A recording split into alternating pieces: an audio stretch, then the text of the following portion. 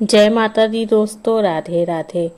आज की वीडियो में मैं शेयर करने वाली हूँ वैकुंठ चतुर्दशी साल 2025 में कब मनाई जाएगी।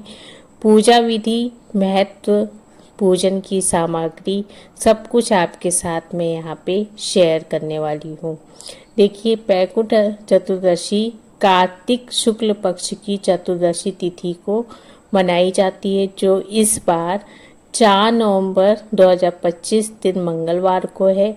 यह दिन भगवान विष्णु और भगवान शिव की संयुक्त पूजा का पवित्र अवसर मिलता है। इस दिन का शुभ मुहूर्त निश्चित काल मतलब कि रात्रि के 11:39 से लेकर 12:31 तक माना गया है। वैकुंठ चतुर्दशी पर विधि विधान से पूजा करने से जीवन में सुख, समृद्धि, शांति और मोक्ष की प्राप्ति होती है।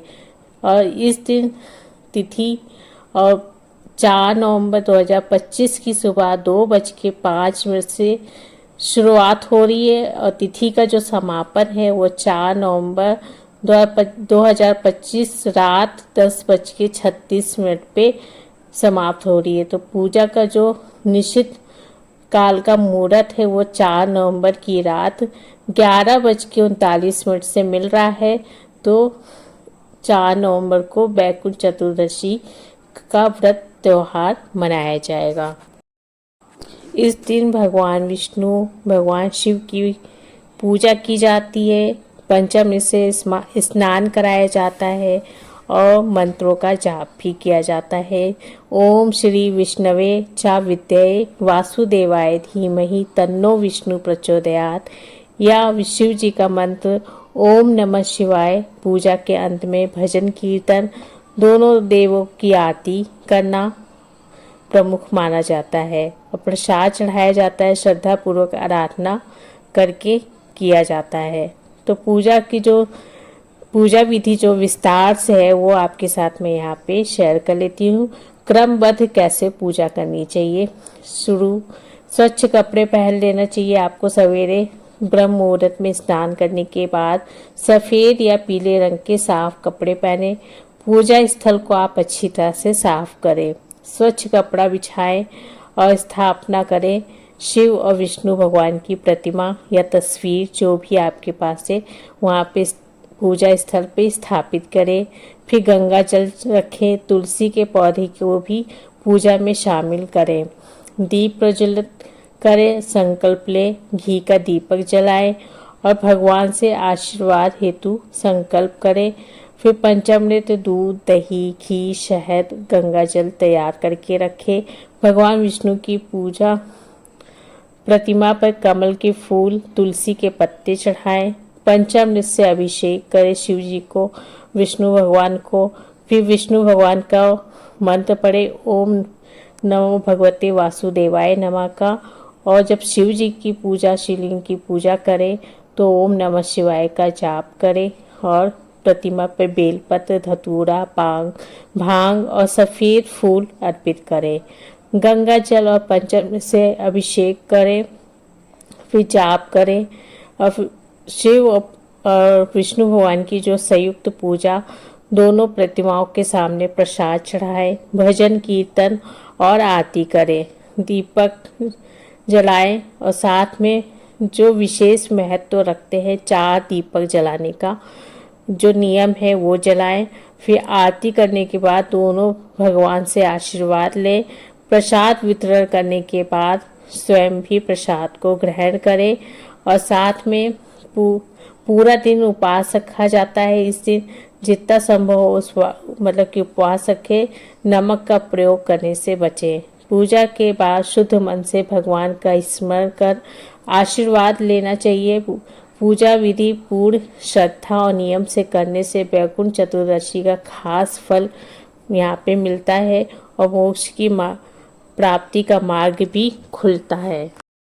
पूजन सामग्री क्या लगेगी वो आपके साथ यहाँ पे मैं शेयर कर लेती हूँ। देखिए, पूजन सामग्री में सबसे पहले दोनों प्रतिमा होनी चाहिए, भगवान विष्णु की और भगवान शिव की। और साथ में तुलसी का पत्ता होना चाहिए, बेलपत्र होना चाहिए, दीपक होना चाहिए, अगरबत्ती, शुद्ध जल और गंगा जल, पंचामृत होना चाहिए।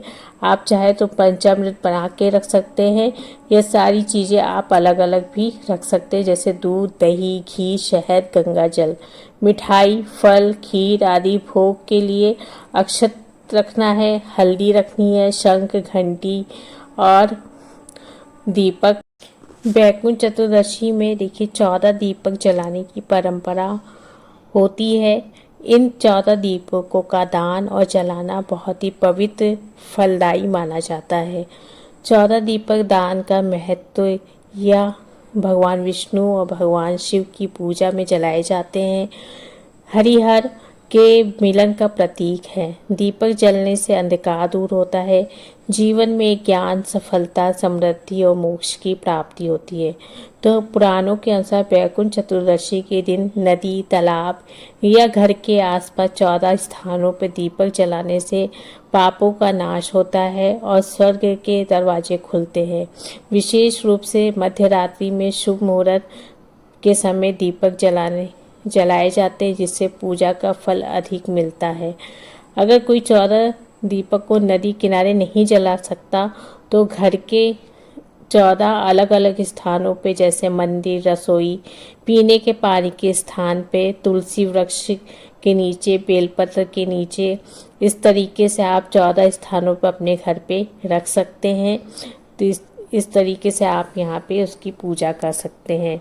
शिव और जैसे कि विष्णु और शिव की विशेष कृपा मिलती है और शांति और सुख समृद्धि आती है। दीपक में घी या सरसों का तेल या तिल का तेल का उपयोग किया जाता है। एक ही तेल का उपयोग करना है, किसी भी तेल को मिला के उपयोग ना करें। जैसे 14 दीपक जलाने का विधान है, वैसे ही 4 दीपक चारों दिशाओं में जलाए भी जाते हैं। इस दिन चारों ओर उजाला फैला के अज्ञान और अंधकार का नाश करते हैं। यह वृद्धि के संकेत और पुरुषार्थ के 4 अंग माने जाते हैं। 4 दीपक 4 पुरुषार्थों धर्म, अर्थ, काम, मोक्ष की प्रतिनिधित्व करते हैं, इसलिए 4 दीपक भी आप जला सकते हैं। आप चाहे 14 दीपक जलाए या 4, सबका अपना अलग अलग महत्व है। दोस्तों, ये थी बैकुंठ चतुर्दशी के पूजा नियम। वीडियो पसंद आया तो मेरे चैनल को सब्सक्राइब कर लीजिएगा। मिलते हैं नेक्स्ट वीडियो में। धन्यवाद।